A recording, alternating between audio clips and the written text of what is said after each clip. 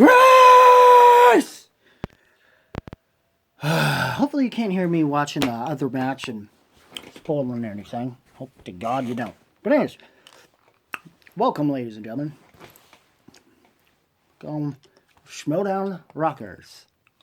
Of all, well, no, I want to say of all ages, but my mouth won't let me have that happen, so whatever. Oh, and yeah, finally, a chance in this video to actually be very happy for my dungeon. Even though right now at the moment usual suspects is, but you know what? Birthday present. Consider your current first place win a birthday gift from your dungeon master. From yours truly, the dungeon master. Since consider that birthday, buddy. Just enjoy it while it lasts, because we're coming back. So, that being said, and poor Snyder, I do feel bad for him a little bit, because he's still, once again, it's ever so elusive, the title. At least he got close when it came to Oyama. At least being in a singles championship match, you know what I mean? But now he's only stuck in number one contendership, and he's finally facing Dan, and he's not giving up yet. He blames himself. He thinks he beats himself, and that Merle didn't beat him. It's like, okay, this is I mean, if it was anybody else, I'd be like, okay, Snyder, but this is Merle we're talking, and it's my fucking dungeon. My bias will not allow me to go along with you for this. But yeah, it's fine. But anyways,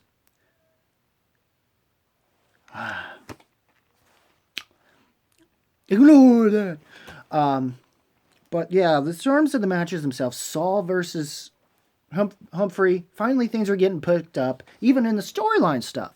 We're finally seeing things pick up, and I'm a little more interested. I don't know if it's going to go anywhere I'll like after what I've just seen, but we'll see. See, because I like what I've seen now.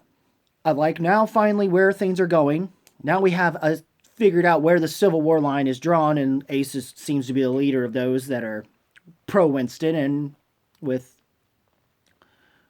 so far the anti-Winston side of Swag being that Swag Civil War is going on, and luckily I don't have to worry about a Dungeon Civil War for a while, and hope to God there isn't. And it seems Guy apparently is stuck in 2017. He went back to being dastardly. And all of a sudden it took Ben to say this mess thing at the end of, "Where's your mask?" Indicating that maybe he went Fight Club and he's the Schmoedown himself, not even realizing it, and that he may have Tyler Durden himself. To where Dastardly tried to take over Debonair, and he went fucking nuts because of quarantine. I don't know. That's how they're going with it seems. Though I don't know where Grace falls in, because it seems that the Schmoedown thing seems to be tying in with that from her, which they wound up using those things, by the way. I did talk about this, but there's also the other promos. The Lomis confessional is brilliant, and also seeing him in the Gucciverse was nice. I didn't get a chance to properly meet him. I think I dozed off while I was at a buddy's thing, because we were all my buddies hanging out for our birthday thing, because we all are so close together, our birthdays, And yeah, slightly fell asleep, so I didn't get a chance to properly meet Lomis, aside from having talked with him in chats. Funny shit. So yeah,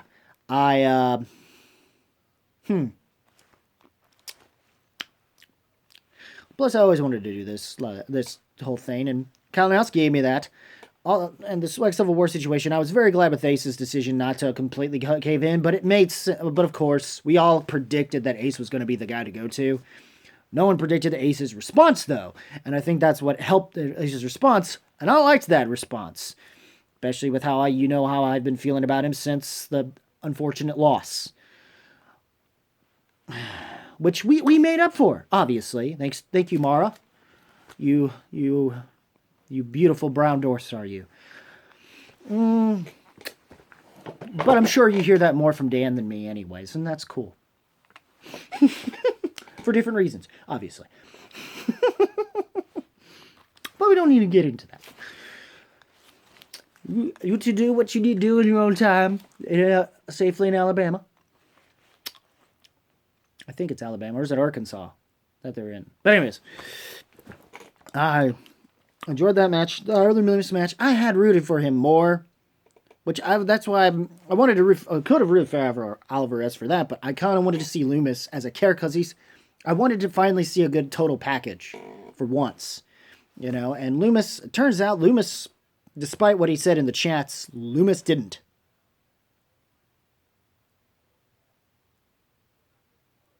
So, win his match. So I'm kind of bummed about that.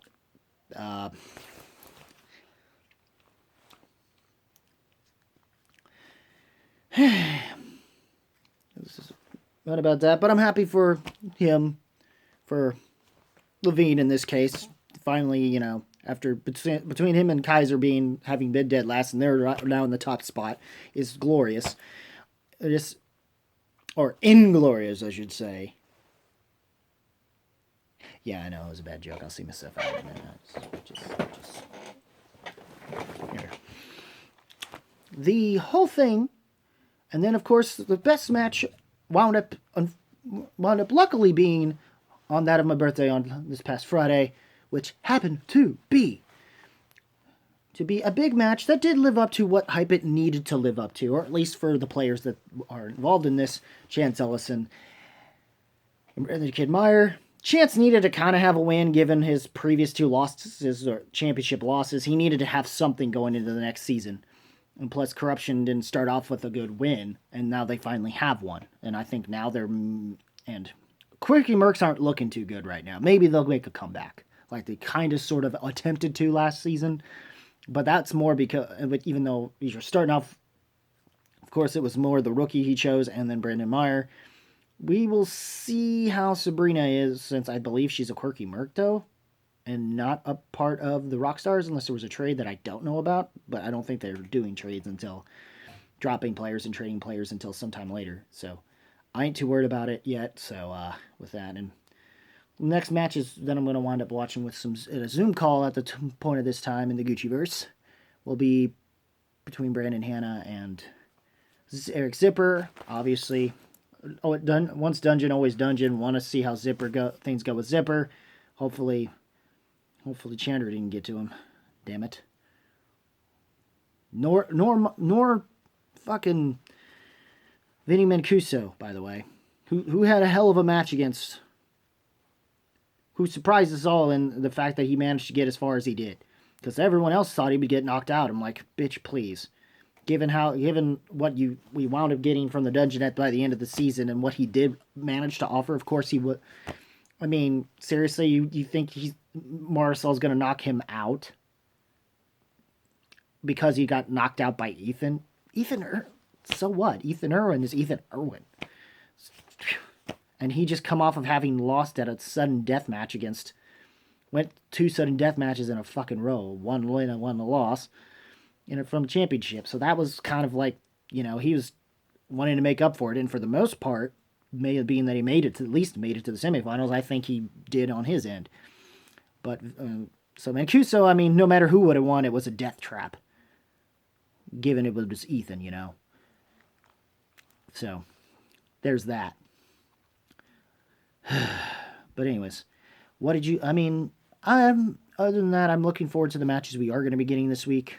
Whatever they may be. So far, I just know of the Hitman and them and Hannah, and I'm going to be watching that with some Zoom. Or at least attempting to watch that since it's already started. After I'm done here.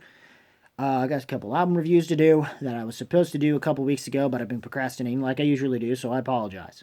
But anyways, well, at least that's a channel update situation. But what do you guys think? But for those Schmoedown rockers, what did you guys think of the matches we've had this week, and finally the versus match, championship match or number one contendership, I should say, between Snyder and Merle?